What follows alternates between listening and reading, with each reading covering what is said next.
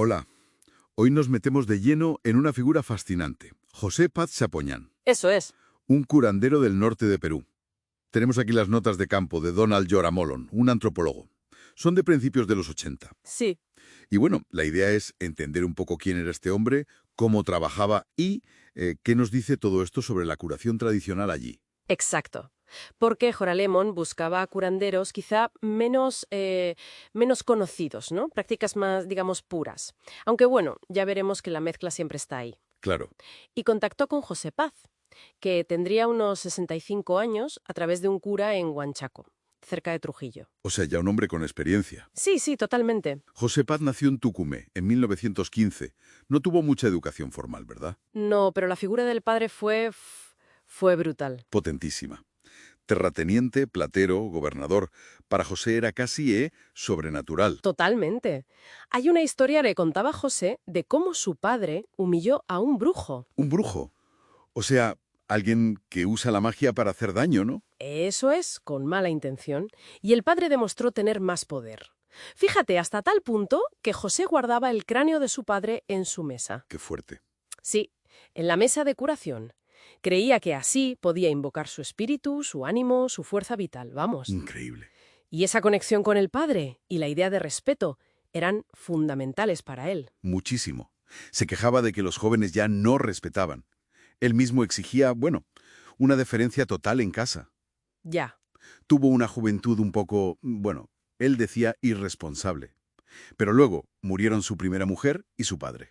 ¿Y eso le cambió? Sí, ahí se centró. Se metió a la construcción y sobre todo al curanderismo. Y ojo, decía que no tuvo maestro. Ah, sí, que aprendió él solo, experimentando, observando de niño, pero sin una guía directa. Qué curioso. O sea, un conocimiento muy personal, muy vivido, Exacto. y le dedicó la vida. ¿Eh?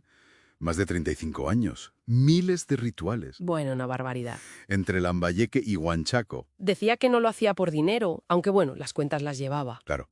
sino por el talento que Dios le había dado. Y aquí entra algo clave que él llamaba la vista. ¿Qué era eso de la vista? Pues mira, la vista era el centro de todo para él, una capacidad intuitiva, un don de Dios, ¿Para qué? para diagnosticar, Para ver. para ver la causa de la enfermedad, el remedio. A veces veía las hierbas necesarias durante la sesión. Lo llamó incluso telepatía. Vaya. Pero importante, no era algo innato. Era como una recompensa. ¿Una recompensa por qué? Por la fe constante. Había que cultivarla. Rezando, encendiendo velas. Muy ligado al catolicismo popular, ¿sabes? Ya, ya. O sea, la fe como activador de ese poder. Exacto. Y eso le daba una confianza tremenda. Contaba historias de cómo superaba a médicos, a policías. Le daba autoridad, claro. Y para ejercer esa vista necesitaba herramientas, un espacio. La mesa no. La mesa, fundamental. Tenía dos, una en Lambayeque, que decía que era más poderosa, y otra en Huanchaco. Y no era solo un altar simbólico. Para nada. Era operativa, funcional, dividida en 3 bancos, 3 zonas. A ver, Izquierda, el banco ganadero. Lo negativo, los ancestros, la brujería. Centro, guayanchero. Suerte, equilibrio, figuras católicas. San Pedro. vale. Y derecha, el banco curandero. La sanación directa, los santos. Era como su cuadro de mandos. Gestionaba fuerzas ahí. Y decías que tenía una visión muy pragmática de los objetos de la mesa. Sí, muy práctica. Le importaba para qué servían, cómo funcionaban. Por ejemplo, Pues para defensa, tenía objetos que vibraban si había un ataque de brujería. Para diagnóstico, relacionaba visiones con objetos de la mesa. Si veía un cóndor, lo asociaba a la hierba cóndor. entiendo. Y para curar, pues identificaba las hierbas y usaba varas para limpiar al paciente. Todo muy enfocado al resultado. ¿Y cómo era un ritual? Has dicho que eran nocturnos. Sí, por la noche, al aire libre, con ayudantes, los alzadores. Empezaba con invocaciones. Luego tomaban San Pedro, el cactus. ¿Todos? Primero él, luego los demás. Y después algo muy potente, la ingesta nasal de tabaco líquido. Tabaco líquido por la nariz. Sí, para el levantamiento. Una limpieza espiritual muy fuerte.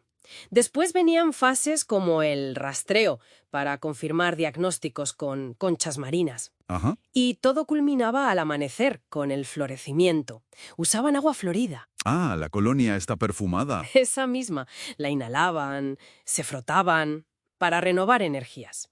Un proceso largo, ¿eh? Muy exigente, física y mentalmente. Desde luego. Y así estuvo hasta el final. Murió en 1985 de un infarto. Sí.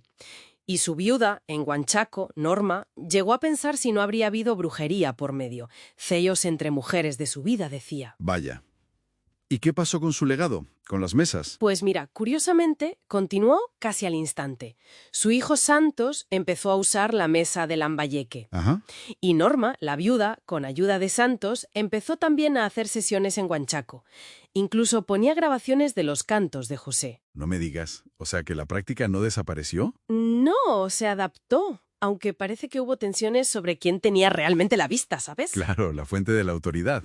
Bueno, pues este recorrido por la vida de José Paz nos deja la imagen de un curandero complejo, ¿no? Mucho. Muy católico en su fe, pero usando técnicas chamánicas, marcado por su historia, por su padre. Y con una autoridad que venía tanto de esa vista, de ese don divino, como de su propia personalidad, de su fuerza. Y su práctica, lejos de morir, encontró cómo seguir a través de su familia. Exacto.